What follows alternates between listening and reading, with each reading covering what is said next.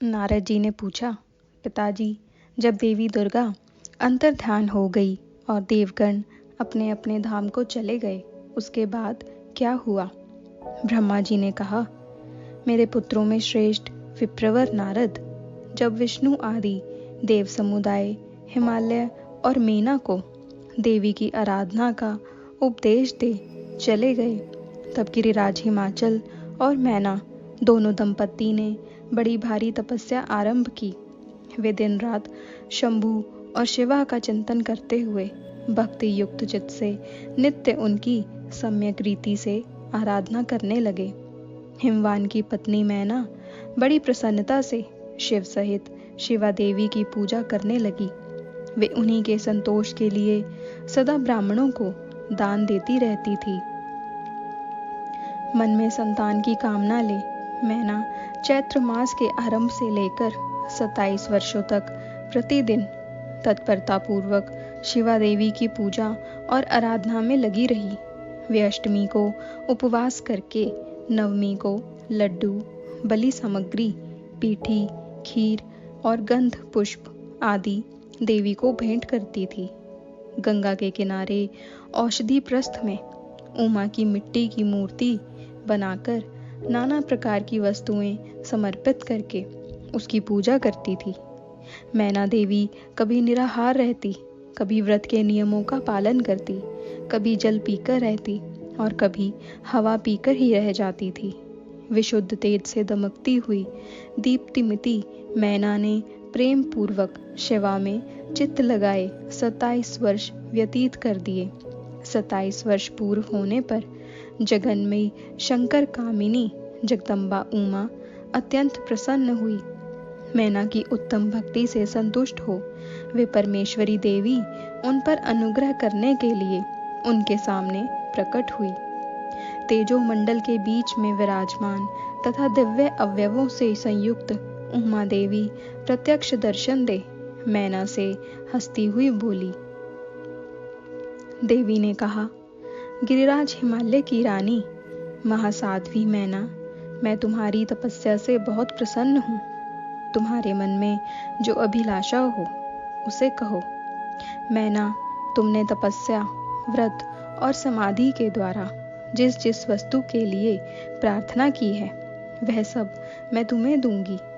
तब मैना ने प्रत्यक्ष प्रकट की हुई कालिका देवी को देखकर प्रणाम किया और इस प्रकार कहा। मैना बोली, देवी, इस समय मुझे आपके रूप का प्रत्यक्ष दर्शन हुआ है, अतः मैं आपकी स्तुति करना चाहती हूँ। कालिके, इसके लिए आप प्रसन्न हों। ब्रह्मा जी कहते हैं, नारद, मैना के ऐसा कहने पर सर्वमोहिनी कालिका देवी ने मन में अत्यंत प्रसन्न हो अपनी दोनों बाहों से खींचकर मैना को हृदय से लगा लिया। इससे उन्हें तत्काल ही महाज्ञान की प्राप्ति हो गई।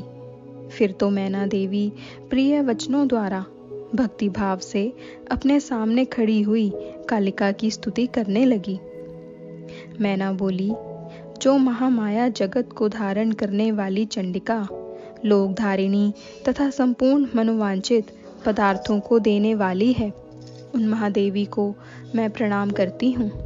जो नित्य आनंद प्रदान करने वाली माया, योग निद्रा, जगत जननी तथा सुंदर कमलों की माला से अलंकृत है, उन नित्य सिद्धा उमा देवी को मैं नमस्कार करती हूँ। जो सबकी मातामही, नित्य आनंदमयी, भक्तों के शोक का नाश करने वाली तथा कल्प पर्यंत नारियों एवं प्राणियों की बुद्धि रूपिणी है, उन देवी को मैं प्रणाम करती हूँ। आप यतियों के अज्ञान में बंधन के नाश की हेतुभूता ब्रह्म विद्या हैं। फिर मुझ जैसी नारियां आपके प्रभाव का क्या वर्णन कर सकती हैं।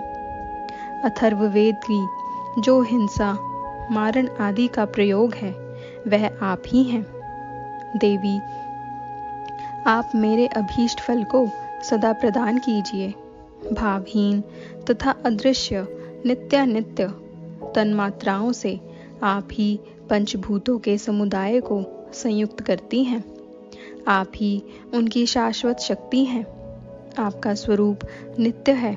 आप समय समय पर योग युक्त एवं समर्थ नारी के रूप में प्रकट होती हैं। आप ही जगत की योनि और आधार शक्ति हैं।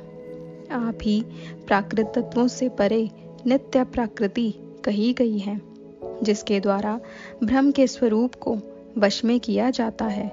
वह नित्या विद्या आप ही हैं। मातः आज मुझ पर प्रसन्न होइए।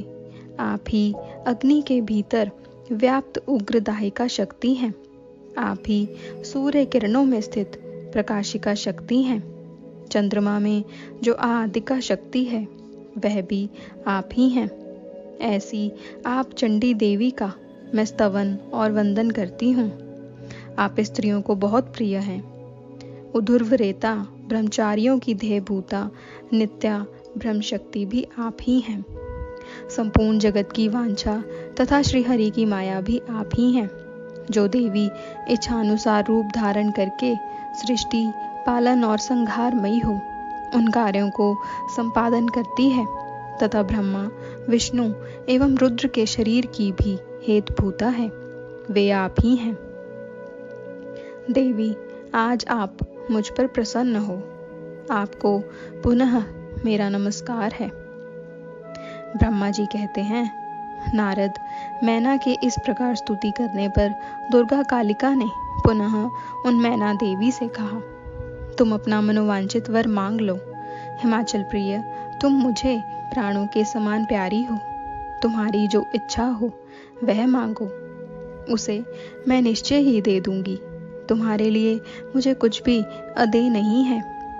महेश्वरी उमा का यह अमृत के समान मधुर वचन सुनकर हिमगिरी कामिनी मैना बहुत संतुष्ट हुई और इस प्रकार बोली, शिवे आपकी जय हो, जय हो, उत्कृष्ट ज्ञान वाली महेश्वरी जगदम्बिके। यदि मैं वर पाने के योग्य हूँ तो फिर आपसे श्रेष्ठ वर मांगती हूँ। जगदम्बे, पहले तो मुझे 100 पुत्र हों, उन सबकी बड़ी आयु हो, वे बल पराक्रम से युक्त तथा रिद्धि सिद्धि से संपन्न हों। उन पुत्रों के पश्चात मेरी एक पुत्री हो जो स्वरूप और गुणों से सुशोभित होने वाली हो। वह दोनों कुलों को आनंद देने वाली तथा तीनों लोकों में पूजित हो। जगदम्बिके, शिवे, आप ही देवताओं का कार्य सिद्ध करने के लिए मेरी पुत्री तथा रुद्रदेव की पत्नी होइए और तदनुसार लीला कीजिए। ब्रह्मा जी कहते हैं, नारद, मैना की बात सुनकर प्रसन्न हृदया देवी उमा ने उनके मनोरथ को पूर्ण करने के लिए मुस्कुराकर कहा। देवी बोली, पहले तुम्हें 100 बलवान पुत्र प्राप्त होंगे। उनमें भी एक सबसे अधिक बलवान और प्रधान होगा जो सबसे पहले उत्पन्न होगा। तुम्हारी भक्ति से संतुष्ट हो मैं स्वयं तुम्हारे यहाँ पुत्री के रूप में अवतीर्ण होंगी और समस्त देवताओं से सेवित हो उनका कार्य सिद्ध करूंगी। ऐसा कहकर जगद्धात्री परमेश्वरी कालिका शिवा मैना का देखते देखते अदृश्य हो गई। तात महेश्वरी से अभीष्ट वर पाकर मैना को अपार हर्ष हुआ। उनका तपस्या जनित सारा कलेश नष्ट हो गया। मुने फिर कालक्रम से मैना के गर्भ रहा और वह प्रतिदिन बढ़ने लगा। समय अनुसार उसने एक उत्तम पुत्र को उत्पन्न किया जिसका नाम मैनाक था। उसने समुद्र के साथ उत्तम मैत्री बांधी। वह अद्भुत पर्वत नागवधुओं के उपभोग का स्थल बना हुआ है। उसके समस्त अंग श्रेष्ठ हैं। हिमालय के 100 पुत्रों में वह सबसे श्रेष्ठ और महान बल पराक्रम से संपन्न है। अपने से या अपने बाद प्रकट हुए समस्त पर्वतों में एकमात्र मैनाक ही पर्वतराज के पद पर प्रतिष्ठित है।